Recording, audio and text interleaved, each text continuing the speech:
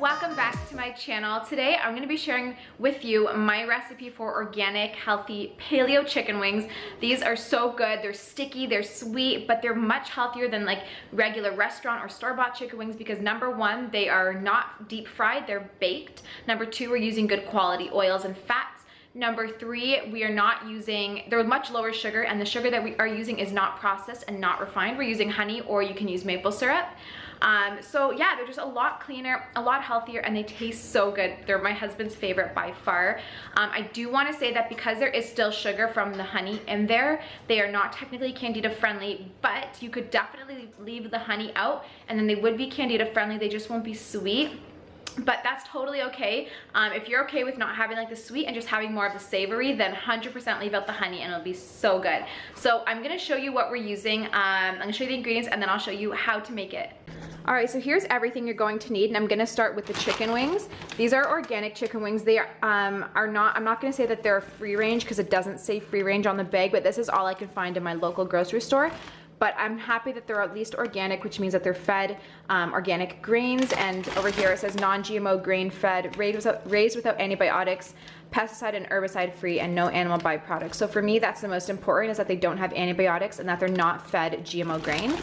The next, it's falling over. The next thing that you're gonna need is just some coarse ground black pepper, some coconut aminos. You could definitely use tamari in place of coconut aminos, but I try to stay away from soy as much as possible. So this is a good substitute. It's just fermented, here's the ingredients right here. Oh, that's there you go. Organic fermented coconut sap and sea salt. There's no sugar in it. The stuff tastes amazing. It's only 5 calories per teaspoon. So it's definitely like the same as soy sauce, but gluten-free and all of that good stuff.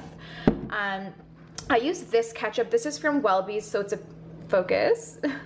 Hang on, I'm gonna get this to focus for you guys. There you go. So this is Welby's ketchup. It's a paleo ketchup and I love the ingredients. They're amazing. So it's made with, don't mind the baby, but there you go. Tomato puree, honey, apple cider vinegar, sea salt, onion, garlic, pepper, cloves, and cinnamon. It's super clean, super simple, and I love that there's no sugar. There's just honey, like no refined sugar. The next thing that you're going to need is just some pure sea salt. This is Mediterranean sea salt, and I just have to grind it, so it's a little more coarse, which I like. And then you're gonna need some honey. This is just raw honey, and you can use any kind of honey or maple syrup you want. Just a bowl to mix everything in, and then of course you're gonna need some organic garlic that we're going to grate into the sauce as well. And then don't mind my super used and loved glass tray. This is about 10 years old. It is clean, it's just super used. This in here is just ghee, which I'm gonna spread out and grease like the whole pan with it. You definitely can use avocado oil for this instead. I just use ghee because I'm all out of avocado oil and I think ghee tastes really good. But if you're dairy intolerant, ghee is still usually okay because there's no lactose in it. But again, just use whatever oil you like as long as it's not like a refined hydrogenated vegetable oil. All right, so I'm gonna go ahead and add everything into here and then I'll show you what it looks like when it's done. The measurements and ingredients and everything will be in the description box below, so don't worry if you're not getting exact measurements from this video, but I'm literally gonna take all of these ingredients plus the garlic, put it all in here and mix it really well, and then I'll show you what the next step is. All right guys, the sauce is done. This is what it looks like, super thick. But I do want to say you should add, I forgot to say, but you should add some arrowroot starch. Do not use cornstarch or it won't be paleo. Use arrowroot starch to thicken this. What's gonna happen when you bake the chicken, they're gonna release like juices and water, and then your chicken wings are not gonna be sticky. They're gonna be more watery if you don't add this. So you don't have to if you don't have it, but if you want them more sticky and thick, I would add a little bit of this. I do about half a tablespoon to this bowl and then mix it really good and then pour it over the chicken wings and toss it, and it'll be like super sticky and really good. Also, you can add heat at this point if you want spicy chicken wings. My favorite is the Yai's Thai chili garlic hot sauce. This is also paleo. There's no added sugar, super clean ingredients, but you could use any hot sauce or chili flakes or anything that you like if you do want to add some spice to it as well. All right, so here are the chicken wings. They are frozen. You can definitely bake yours from frozen. Just preheat your oven at 375. Put them in your greased pan. But before you pour the sauce over, I'm gonna also put some more salt and pepper on top of the actual chicken wings and give them a good toss, just so that they're flavored as well. And then I'm going to add this sauce to the chicken wings.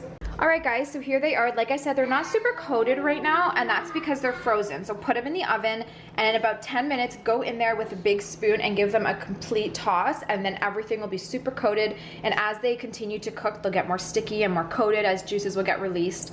So there will be enough sauce, even though it doesn't look like it, but you could definitely double the recipe if you want them like insanely saucy.